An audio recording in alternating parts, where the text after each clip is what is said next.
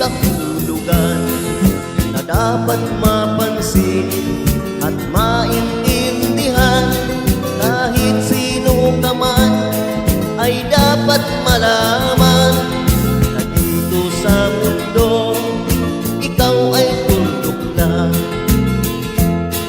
Kahit na ang araw sa kalagitan, siya ay tuldok lamang sa kalawakan. Lahat ng bagay ay tuldok ang pinanggalingan, at kung masdang mabuti, tuldok ang upuwian.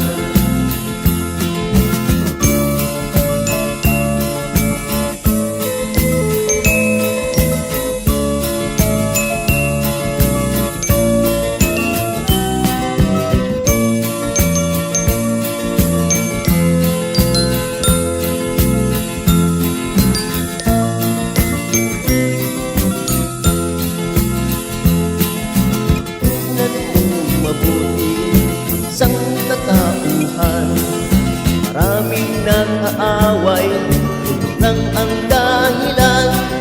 Sa nakita, ako'y natuwala, pagkat ang nangyari, malaking kahibangan. Kaya wala kang dapat na ipagmayabang, na ikaw ay mautak at maraming alam. Dahil kung susuriin ang ating isipin, tulad ng lahat, ikaw ay tuldok rin.